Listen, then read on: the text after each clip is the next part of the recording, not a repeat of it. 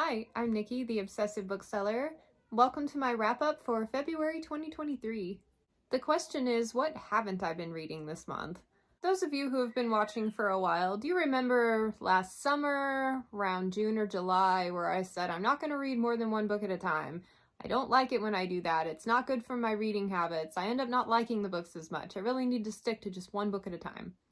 Yeah, that's not happening right now. I allowed myself to start 2 at once, and then it became 3 at once. I'm like, well, if I have 3 going at once, I may as well have 4 or 5. And now I'm up to like 8. I keep coming up with all of these reading strategies. And after a couple of years of intense analysis, what it has all boiled down to is do whatever sounds like fun in the moment. Consequences be damned. I must be on like an annual cycle. I think at some point I may regret how many books that I've started, but right now the system is working for me. I was feeling too impatient to get to new things. What has happened with my current method is books are kind of naturally deprioritizing themselves down the line. So I'll read like a chapter of one and then I'll rotate and read a chapter of another, and I'll go through the whole lineup of books. And then there's 1 or 2 that I've hit where I'm like, I'm not really sure I want to read a chapter of that right now. It's an indication. And if it happens more than once, like 3 or 4 times where I skip it, I know I need to call a DNF. Even if it's like a 3-star read, it doesn't matter. If I've got 10 books that I'm reading and 2 of them are duds, I've got other things to focus on. It's not as big of a deal to let them go. So I do have a couple of DNFs this month. First of which, for Read Burn Hoard, I DNF'd Revelation by Carol Berg at about the 50% mark. This is the 2nd book in the Rai Kara series, and as I said, it's not bad, but it's a 3-star read, and I basically got out of the first half everything that I had been interested in based on what was on the back of the book, and I didn't feel any compulsion to continue reading, so decided to let this one go. I'm not sure if this author is for me or not. I'll have to do just like 1 or 2 more experiments to see. Let that one go. And then surprisingly, the other one I DNF'd, The Warrior by Stephen Arion. I put it down at about the 80% mark. I made it 80% of the way through a quick read and decided the last 20% was just not worth my effort. Now, my patrons and I read The Coward a couple of months ago for Patreon Book Club, and we really liked it. It was like a 3 or 4-star read for me. I enjoyed it quite a bit. This one was supposed to take my very favorite character from that first book and expand on her.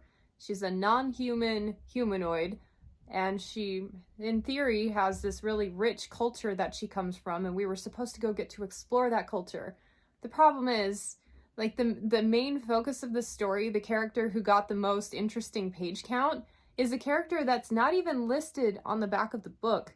It's a random character, and he's the only one who has anything happening. I feel like for the most of the book, we just rehashed what the problem was and spent some time traveling with no actual action. Now, there's a chance that the last 20% may have the action that I'm missing, but I got fed up. I didn't care anymore. Also, the promise of exploring this non-human main character and her world, I got none of that from this book. Absolutely none of it. We do make it to a town in her world, but we don't even get descriptors on what the town looks like as a town, let alone how it's different from anything you would find in the human world. No rich culture, no real focus on the selling point of the story, and it just dragged. And so the more dissatisfied I got with it, the more I found myself nitpicking every little thing. Nothing about the story makes sense to me. Everything felt kind of underrealized. I don't know, severe disappointment. And the book is so pretty. I bought myself a copy because I liked The Coward so much. I thought the writing style was really nice. The one thing I will say about this, even though I hated everything about it, the writing style, the flow of the writing was quite lovely. Yeah. A couple of my patrons also read this with me, and they both rated it 2 stars. What a bummer. I've been continuing on with Half a World by Joe Abercrombie. At the point of filming, I'm probably at about the 80% mark, so I should be finishing it this week. Woohoo!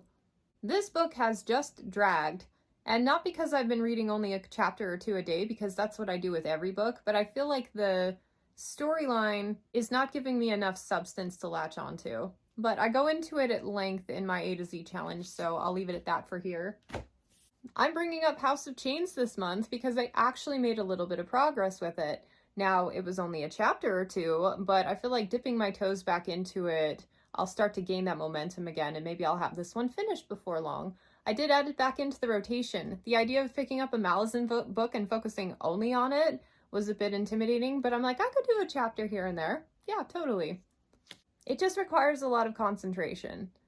And I am finding myself lacking concentration above everything else right now. So much going on. I'm halfway through Ruin. It's so good. I really should be focusing more on it, like bringing it up more in the rotation, which I might start doing this week. I am probably going to have it finished by the end of March. I feel like so far, this one has a lot of setup. The momentum I felt in the first couple of books isn't as prominent in here. Now, it is possible that's because I'm reading it a lot more slowly than I read the first two. But I think we are seeing the calm before the storm, and I'm gearing up for it because everybody loves it. Everybody says it's amazing. Everybody says once you finish this book, you're not going to be able to not pick up the next one immediately. So I'm kind of braced for that. I'm treating this one and Wrath as one big long book. So when I finish this one, I'm going to immediately pick up the next one. I picked up The Spider by Leo Carew. It's the second book in Under the Northern Sky. We read The Wolf in February for Patreon Book Club, and I thought I should continue immediately, especially since I already have so many books going. I may as well just add one more to the list.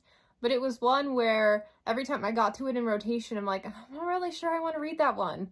I like what my new method is teaching me.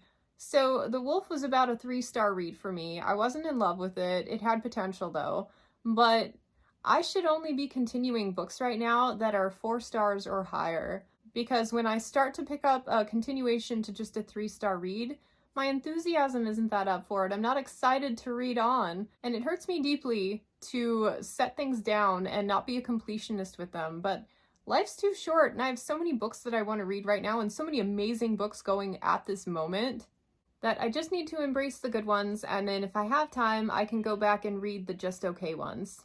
So I still have a copy of The Spider. I might pick it up again at some point, but right now it's not a priority. This month I also picked up The Empire of Black and Gold by Adrian Tchaikovsky, first book in the Shadow of the Apt series, and I tried doing this vlog thing where I'd capture like 5 to 10 seconds after each chapter my impressions of the book as it went along. But that project kind of fell apart because I kept reading too quickly, and it's not genuine when you get a couple chapters ahead and then go back and try to film like individual reactions to each chapter. So I'm like, whatever, abandon that project, just enjoy the book. And guess what? This one is awesome. I love everything about it. The world building is so rich and vibrant, and there's a lot of like entomology study in it where these characters take on attributes of the different bug factions that they belong to. And that's part of the magic system of this world. It is so freaking cool. And on top of that, we have some really interesting characters with potential for some really deep connections. This budding conflict that you can just feel the tension. Such a good book. I am loving it so far. So of all the things I have going right now, that's the one that I'm most excited about. And I have a copy, but I don't know where I put it. I was reading it physically for a while, but then I switched to audio and I set the book down somewhere and can't find it. A couple of patrons and I read Elder Race by Adrian Tchaikovsky. It's my personal mission to see how many of his books I can get through this year because I am really enjoying his writing, and I can't believe I waited this long to start him. Now, Elder Race, so the biggest appeal for this one was figuring out what was in the structure on the cover and what it meant to the people. So the unknown aspect, and really that's what kind of drew me through the entire story. It was nothing like I thought it would be, and I think what kept me from enjoying it fully is that the pacing was a bit off. I feel like it went a little bit too slow, and there wasn't enough substance between each thing that happened or each like internal growth point or external revelation. The space between just kind of dragged, and it didn't really offer enough substance to keep me interested in the lagging moments. But when something fun happened, it was really cool. I really enjoyed it. But even though it's a novella, I felt like it got stretched out just a little bit longer than it needed to.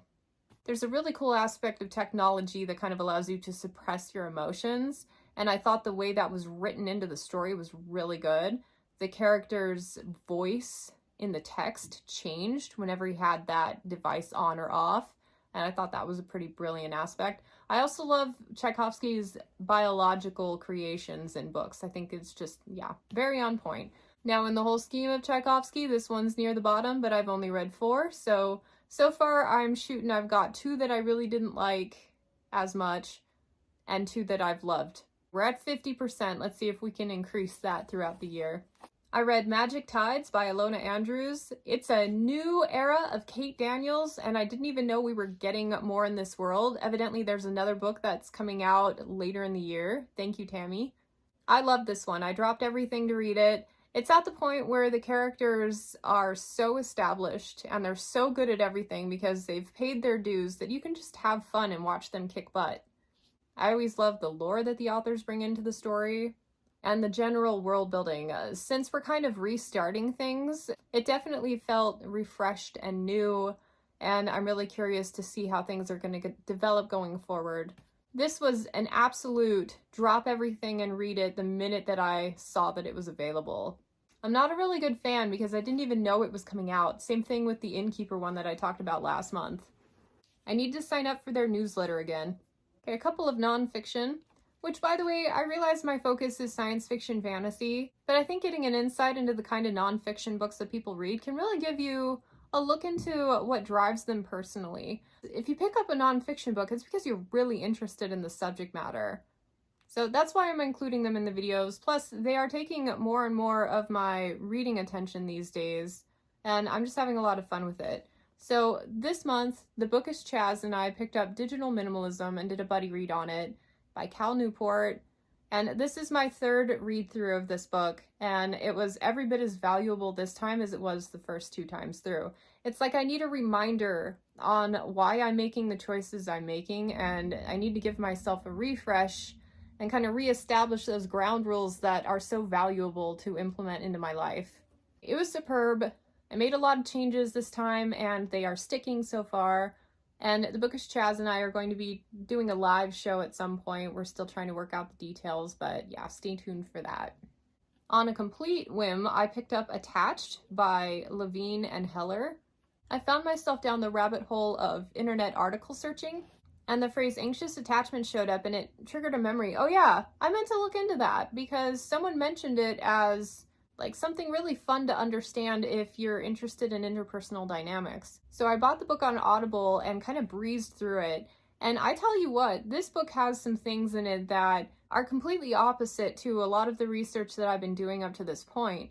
To the point where I'm like, wow, I've got to take a step back and re-examine my entire paradigm of how relationships work. It was fascinating. And as it happens, I am unequivocally anxious attached style right now. I was secure attached for the longest time. But you know, it's funny, like things change in your life and change how you react to different things. And what I loved about this book is it normalizes it a little bit. Like you're not a freak. You just have a different way of relating to other people. And it's funny when you look at certain behaviors and you think, there's something wrong with me. It's very different in this context when you can look at it and say, wow, it's a pattern that a lot of people get into based on the attachment styles that they had and the attachment styles of their partners. I had a lot of food for thought for this one. I thought it was very interesting, and I'm glad I read it. I have a couple more books on the subject kind of bookmarked. We'll see when those come in. It's at the library. And finally, I am partway through The Productivity Project. I am really enjoying this book. This guy loves productivity strategies as much as I do, and it's like candy. Like, reading this book is like eating candy. It's so good. Every single aspect of it is just good for my soul to see someone else who has actually had the time to try all of these different strategies and tell you what worked best for him. And I've been kind of taking like bits and pieces from it as I've been going along. What's cool is a lot of the books that he's referencing in this book as inspiration I have already read. So I've kind of got this good base to go off of to try some of his strategies. I love stuff like that. And that's everything. It's been a weird month. I have so many books going. My TBR for February is going to be half trying to wrap up things I have going on and half trying to stay on top of all these various projects. I have also been reading a couple of books for Read Burn Hoard. I've been reading a few for Project Sci-Fi. That's my next project one coming up. I've got a few books picked out for that and I'm really excited. Yeah, that's where we're at. What good books have you been reading this month? Anything stand out as super amazing? Thank you so much for watching, and I hope to catch you next time. Bye.